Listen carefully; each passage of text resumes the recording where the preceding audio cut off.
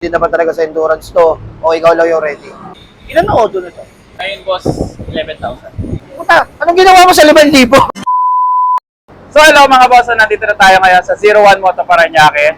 At ngayong araw nga, umpisa na natin yung pagme-maintenance sa motor natin. Dahil sasali nga tayo sa paparating na Scooter King this coming April 13 and 14. Samahan nyo ko, papakita ko sa inyo kung ano ba yung mga ayusin, papalitan ka motor natin. So, let's go!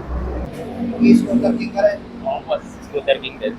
Kaya lang, check muna natin itong motor mo. Kung ready na ba talaga sa endurance to, o ikaw lang yung ready. Baka ikaw lang yung ready, yung motor hindi. Ito na. Aha, may kain. Tingnan natin ha. Adjust ko tol, palit ka ng mas malambot na brake pad. Mag-endurance ka kasi. Maganda yung matigas na brake pad. Tama yung may preno. Ang problema, sa gitna ng endurance, kung 24 oras ka tatakbo, 12 oras ka tatakbo, kung laging puk-puk at pud-pud yung rotor mo, mag-overheat to. Pag nag-overheat to, hihina yung preno mo. Bago mag-scooter king, palitan natin ito ng brake pad na malambot at bago-bago. Sige, ayun, request ko, palitan natin yung brake pad na yun. Kung yun ang gulong to. Camel Turbo. Oo, balita ako, may kamay to ah. May kamay to eh, pag bumabangking, gumagana eh. Kaya makapit eh. Sige, tapos ito yung pangilid. Ilan na auto na to? Ngayon, boss, 11,000. Ay, good as brand new pa pala to. Nakuha ko siya, boss, auto niya 7,000. Kailan yun? 1 month pa lang. Puta, anong ginawa mo sa 5,000 sa loob na isang buwan?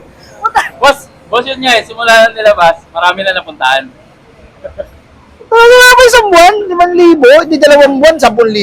Alam mo ba ang 10,000 pang isang taon? Boss, Durod tayo sa'yo. Sige, ganito. Ito rin ha, huwag kayong magpapakatiwala sa mga motor na nabibili nyo as second hand, tapos mababa ang auto. Huwag kayong magpapakatiwala. Alam nyo bakit? Yun po yung mas nakakatakot. Ibig sabihin, hindi pa nasisilip ang loob yun. Di ba, binili mo ito, mababa auto? Nabuksan na siya. hindi pa. Magkaalaman tayo ng itsura nito. Duda ako rito, hindi pa ito nakakatikim ng flashing. Alam mo yung idea ng flashing? Hindi, boss. Sige, kwento ko sa'yo. Ganito ang flashing. Di ba nag-change oil tayo, may mga natitirang langis? Oo, boss. Yun yung mga additives. Yes, boss, di pa. So, ang problema, pag marami ng change oil ka, tapos paiba-iba ka ng oil, yung mga additives, nagkokontrahan.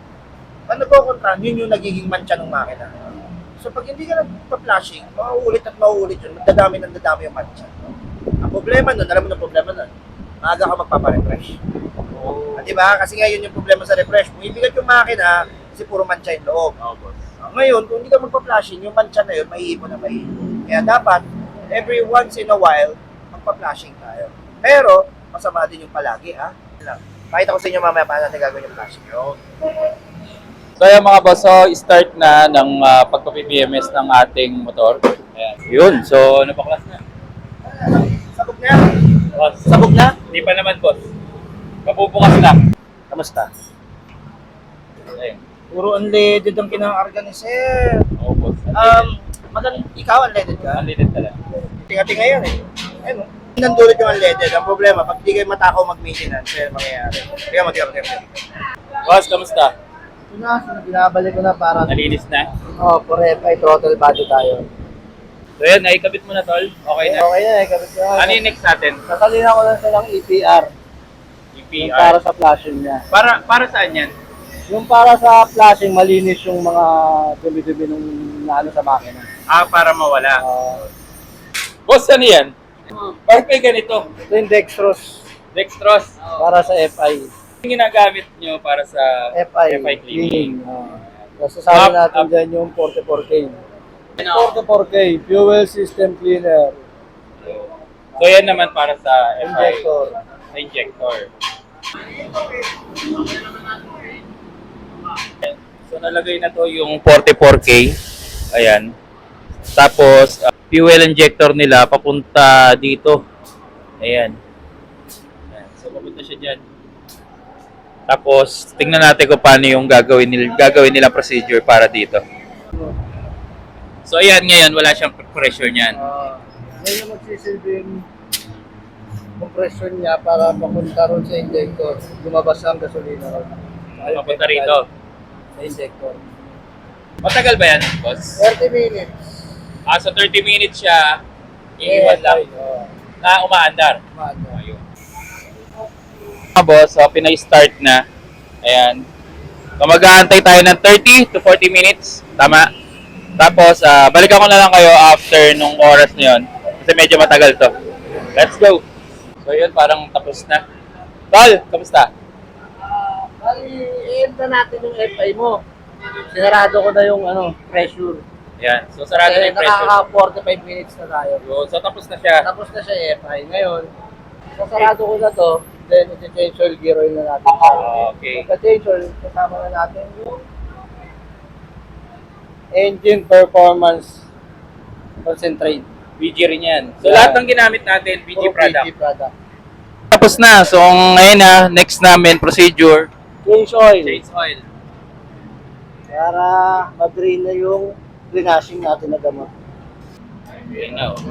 So change oil na. Tinatagas na yung langis.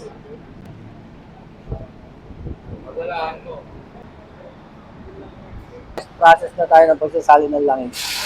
Pero bago natin salin to, lagyan muna natin to. Ay, sasabay mo siya. Alin ang mauuna? Kahit ano naman sa dalawa. Okay lang. Okay lang. Naunahin natin to para di natin makalimutan. Ayan. Sa gear oil naman tayo. Tingnan natin kung ano itsura ng gear oil natin. So, malinis pa naman yung gear oil natin, pero syempre para sigurado na tayo. So, gear oil. Yun, sun racing. So, okay na. So, nakapag-change oil na, nakapaglagay na rin ng additives para do sa langis natin, and nakapagpalit na rin ng gear oil. Anong next nito? Okay na? Ano yung palalamigin na lang natin siya para mapalitan na natin ng brake shoe. Tapos na tayo. Sa tayo. Yun. Gagamitin nating brake shoe, sun racing din. So compatible to sa Beat, Econ, Click yan. Ayan na. Boom. Ayun oh. Ay, grabe oh. Oh, so yun yung itsura nung brake shoe natin oh. Kaya siguro medyo hirap na rin ako. Ayun oh. Sobrang dulas na. Ayun oh. Yun. Ayos na. So, ibabalik na lang yan. Tapos, all goods na tayo. Tapos na yung motor natin. So, marami pa tayong ayusin dito. And, posible, bumalik pa tayo dito sa 01 Moto.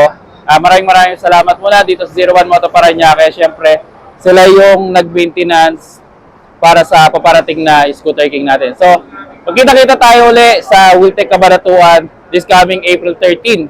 Chill ride lang tayo doon. Enjoy lang natin yung buong grid. Let's go!